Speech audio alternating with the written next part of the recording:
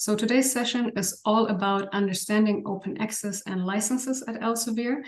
This will be a guide to CC BY and more. For many of you who have already published an open access article or are maybe about to get into publishing open access, this webinar will really offer you some guidance on how to navigate open access and with more specific focus on its licensing aspects.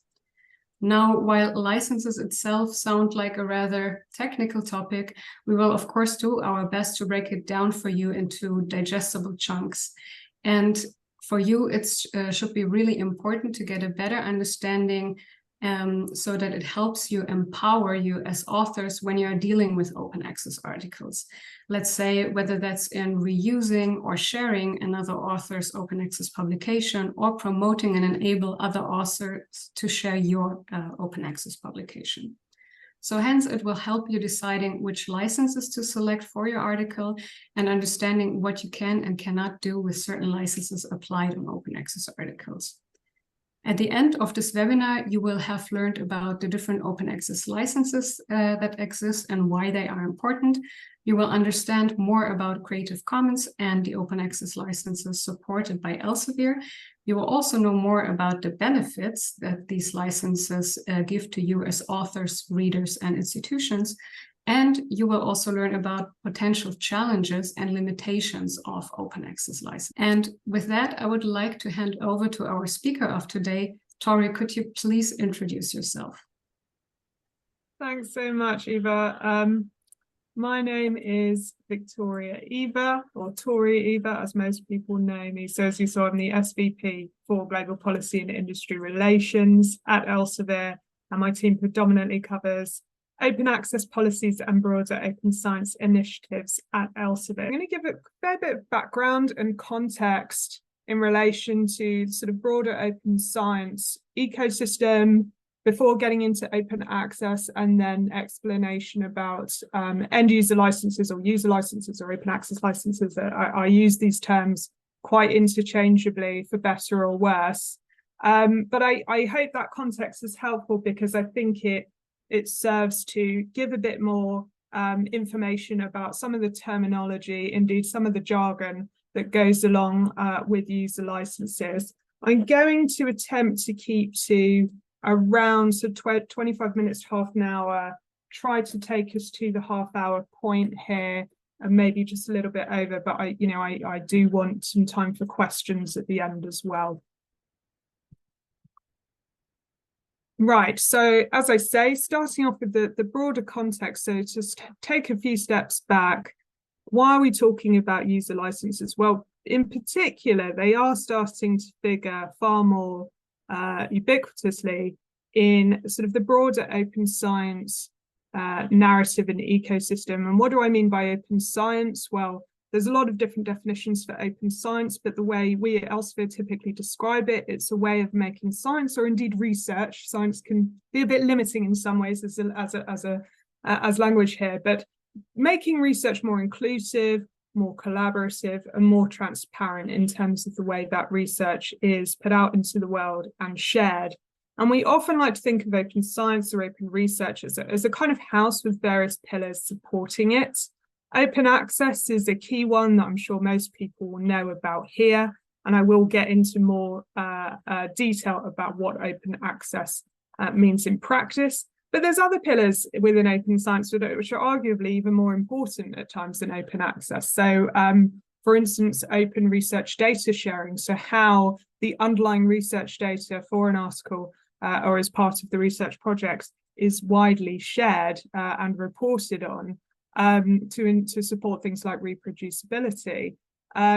We would absolutely say that things like open and responsible and diverse indicators are absolutely important to support that openness in research as part of responsible research assessment and research evaluation, which contributes to that broader open research culture. And we'd also say that open science absolutely figures in things like ensuring that research can be made available and can be beneficial to wider society. So how do we get research to various groups that may not have the typical access mechanisms? How can we make that research accessible for them? And then you may hear things like open infrastructure. Often we talk about tools, software, infrastructure that supports this open research system, and that is often underlying what we're doing around open science. So hopefully some of these terms will figure as I go through this presentation. And as we think about user licenses, it's helpful to think about them in the context of this broader open research ecosystem, which a lot of us are striving towards. So I'm going to get into open access now, that first pillar that you saw on the previous slide, because this is where user licenses often start to figure in a big way. Not so they don't figure particularly for, in things like open data, but they do figure absolutely in the open access environment. I'm going to talk about two forms of open access. There absolutely are other types of models, but I wanted to talk about the two forms which we'll often see as the sort of more predominant or prevalent forms of open access, and certainly the ones that we at Elsevier use day to day. The first one is gold open access.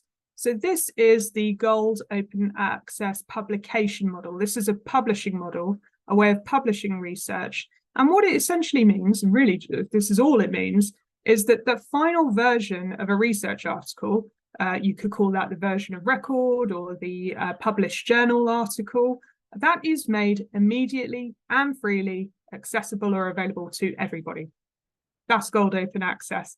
But there's a few sort of stipulations around it. One is, this is where the end user license comes in, typically as part of gold open access to support that openness and sharing of that research, a Creative Commons end user license is applied to that final published journal article.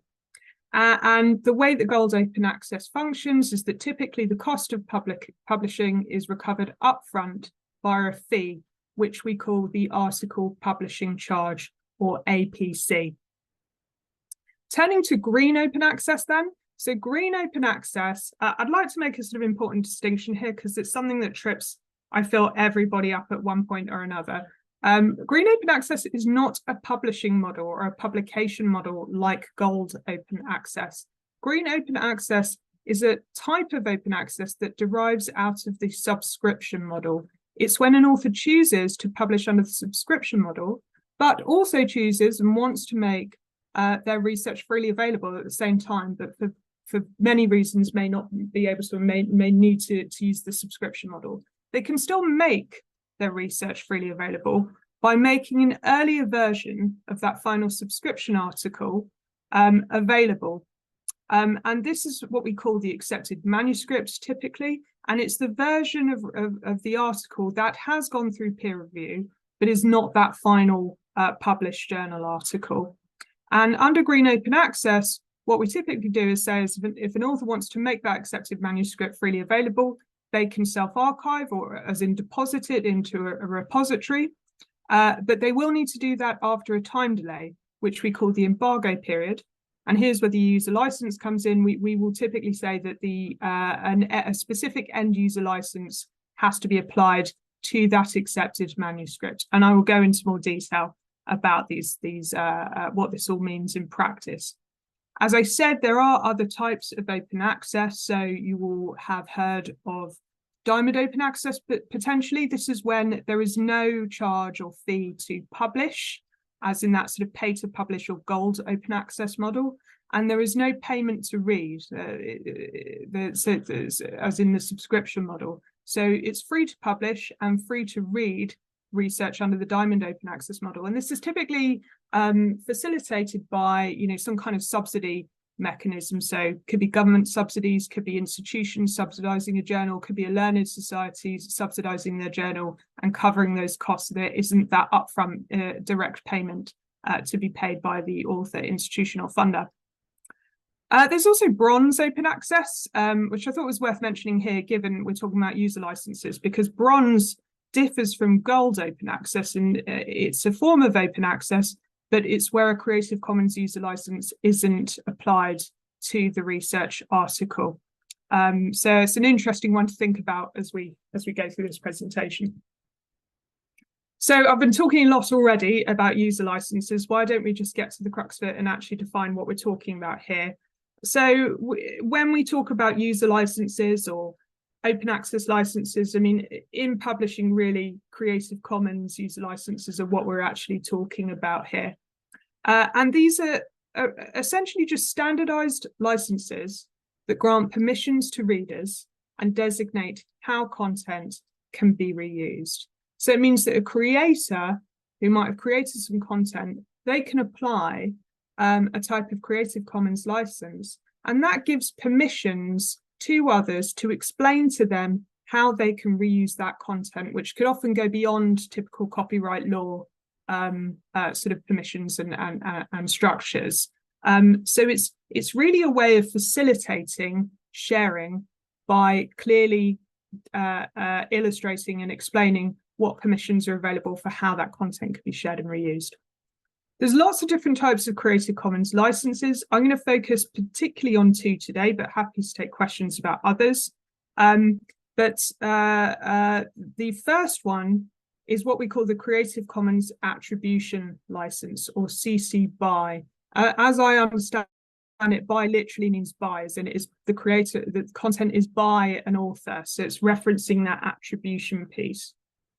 And really, it's one of the most sort of wide and liberal, if you like, or broad licenses in terms of resharing or reusing content, because it allows for any kind of reuse of this article, or of the content, including commercial reuse and making adaptations and derivatives of that content, as long as there is attribution to the creator, that by piece. The creator needs to be attributed, and that's the stipulation of the license.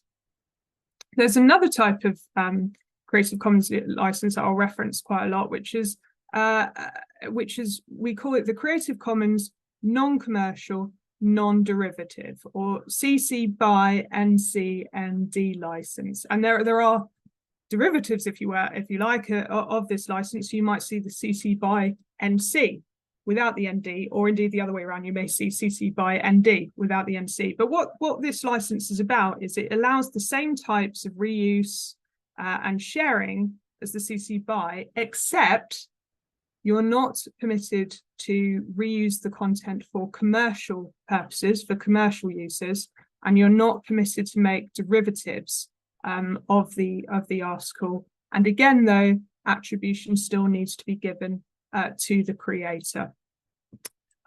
There are other types of CC licenses. You may have heard of CC BY SA, so share alike, and that's about ensuring that content is reused under the same terms of the same license. There's CC 0, which is literally just saying you're putting content in the public domain for all to see. So there's all kinds, but really, again, it's about that clear explanation about what the creator's intentions are for how that content can be reused. Final context slide for you. I thought it was worth nodding to the global policy landscape here. This is in no way an exhaustive list or map of what is happening in the world, so just a caveat there. But I thought it was worth highlighting that there are some policies out there which can be created by funders, by institutions, by governments, which are now putting in stipulations for how authors should be publishing open access, or whether they should be publishing open access, and can also include requirements around end user licenses. So in Europe in particular, we are seeing a lot more of a focus on policies that require authors to publish open, or at least make their research immediately available open access, alongside requirements to apply a specific end user license. And often what we're seeing amongst European funders is preferences for authors to apply the CC BY end user license to the research that they make freely and immediately available. We're also seeing that in the UK as well. But this differs wherever you go. So North America, we are seeing lots of shifts in terms of policy there. But typically they've focused on what they call sort of public access, which does differ a bit from open access. You could call it a type of bronze open access, because it often has focused on making research freely available, but there's less of a focus on end user licensing. That may well change. As I say, we are seeing shifts in the policy landscape in North America. There is now a focus on immediacy, which is similar to what you see in Europe, so making research immediately available without embargo. So we may well see more around licensing in the States, but still quite high level at the moment. And then you're seeing different types of open access models and policies in different parts of the world. So Latin America can focus very much on the diamond open access model. So that's, again, that free to publish, free to read model, where manuscripts are put in repositories. In Asia, there's a range of different models being used. Often the subscription model is still dominant, though there are shifts there, but again, less of a focus on end user licenses. So the requirements and emphasis on use of end user licenses can differ in terms of where you are in the world. Right, so I'm going to get into a bit more of the sort of specifics now of what happens when you're publishing and where the end user license might come in. And I guess I would just be clear here that I'm talking from an Elsevier perspective. I suspect and believe that there would be quite similar practices going happening amongst other publishers, and authors would see have a quite similar experience, but just so I'm talking from an Elsevier perspective here. But really, you know, an author will be able to determine how their content gets reused based on the publishing model they select and the end user license that they select as well. And so what do I mean by that? So they'll be given the choice of whether they want to publish open access or under the subscription model. If they choose to publish open access, they will be given a choice of end user license. So that's CC BY or CC BY MC and D, which I explained earlier. I should say here that the author will then have, will need to think about the publishing agreement, so that's the agreement that they sign with the publisher. Because if the author selects the CC BY license, then Elsevier will be granted a non-exclusive license to publish their work. If the author chooses the CC BY and C&D license, then they'll be granting author an exclusive license to publish their work and make commercial use and derivatives, whilst at the same time managing the permissions around that article to ensure that it's not it's not reused for commercial or derivative purposes without permission. So there are some things to think about depending on the user license that you choose here. If you publish on the subscription model, you want to make a version of your article freely available, that's the green open access route that we talked about. You could then deposit your accepted manuscript into a repository after an embargo period, and you would be applying a CC BY, NC, and D license. This is a lot to take on, I appreciate. So what I would say is that we, and I'm positive most other publishers, do have, I would say, very clear pages to try to explain all of this, though we are in the process of revising ours following feedback that we've received about ensuring as much clarity and transparency as possible. So we do provide web pages on elsevier.com to explain licensing process. And of course, when an author does choose to publish with us, as soon as they submit, they will be going through a workflow where they will be given links, information, and explanation as to what is happening in terms of their publication model choices and license choices. And they will be shown the publishing agreement that they would be signing. And you can find the publishing agreements on our website as well. So I've talked a lot about the what and what, you know, the context, but why? Why have end user licenses at all? What are the benefits of them? Well, hopefully you've been gathering. Hopefully I've explained well enough that really, you know, these end user licenses are absolutely crucial to ensure that people can really understand how content can be reused, can be shared in a clear way. And that's particularly relevant in open access publishing, as we're seeing a rise in open access publishing, because open access is all about making content freely available.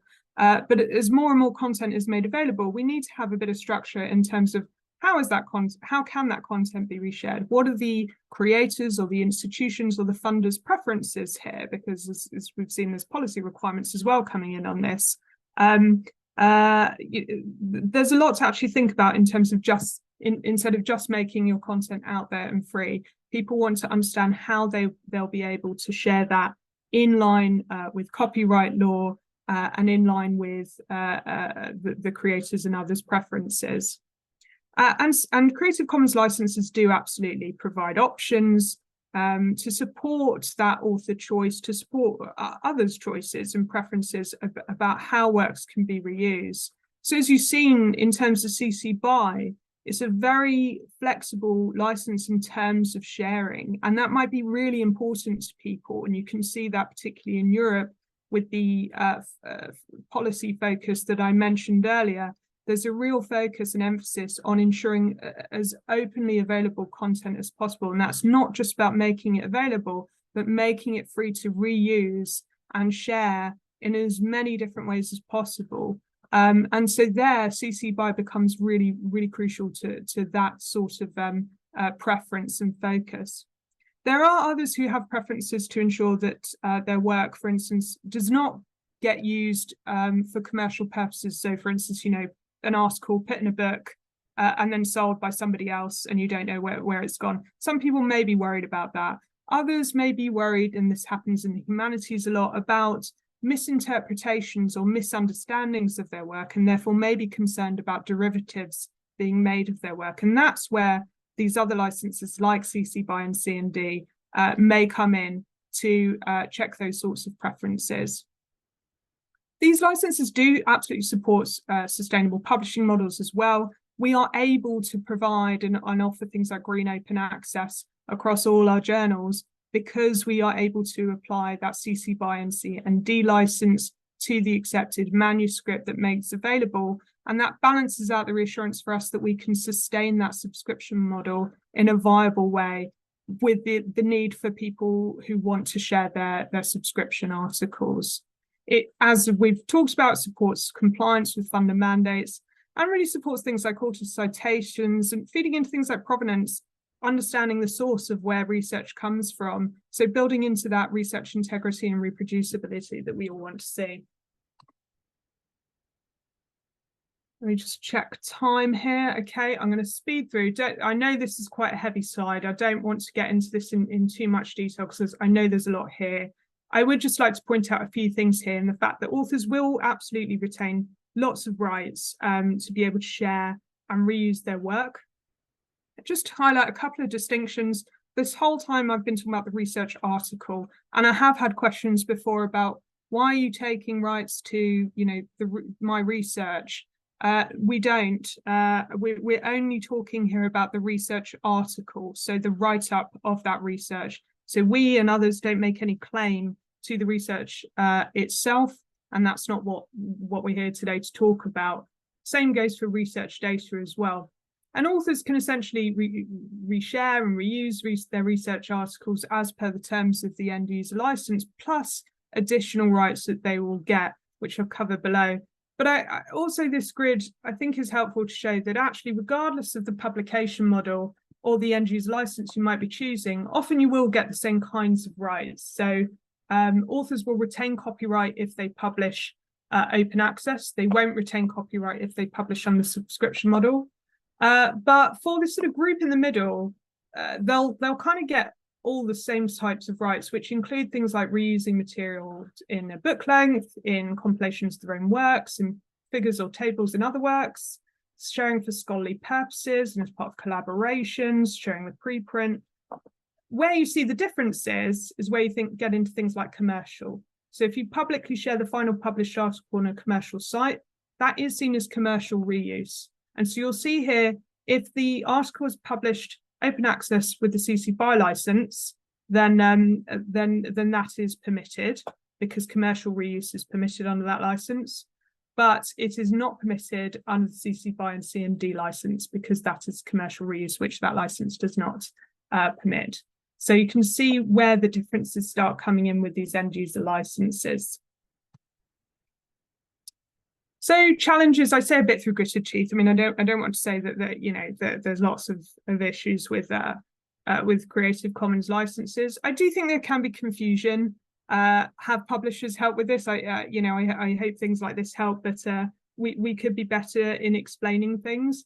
But there's a lot of choice out there in terms of CC license. You've got that policy landscape that I talked about, where there might be requirements on authors to use a certain type of license. And that can cause a bit of confusion or questions. What does this all mean for me? How does this all work in practice? There are also specific initiatives out there related to funder policies that can start directly contradicting with publisher policies, placing authors a bit in the middle here. So we've got, you may have heard of the rights retention strategy, which is all about applying a CC BY user license to a subscription article. As I've gone through, the way that we deal with Green Open Access is to apply a CC BY and CND license, not the CC BY license. And we would say, if you want that CC BY license, you should be publishing Gold Open Access to it to have that choice. So there are some contradictions sometimes between funder policies or institution policies and publisher policies that authors will need to navigate through. And as I've said earlier, I do believe that publishing licensing practices are challenged. We can be critiqued on how we license. We are trying to make our information as clear as possible. So as I mentioned, we are revising the web pages that we have on our website to be as clear and transparent as possible to researchers about what they can expect when they publish with us and what it means in terms of license choices and practices. But I think, work to do here for sure. So I would say, that there can be a lot of questions and confusion arising, but I would say there is information out there. I think overall, this is my last slide, you'll be pleased to know that we absolutely support open access. So really user licenses absolutely figure in that ecosystem. They support that openness. So going back to the very beginning of this presentation, that open ecosystem we need is really facilitated by those user licenses. So they not only support that sort of wider objective that people have around openness, they really help the creators of their content to have better assurances and understanding of how their work is going to be used. Try to work on best practice, try to ensure clarity and transparency from our perspective. We will need to work within national contexts as new policies come out to understand them and how they relate to user licenses, but hopefully be able to provide authors and institutions and others with information as we go along, should there be changes along the road. I hope that has been clear, but I'm very happy to answer questions on that. But thank you very much. I hope I've stuck to time.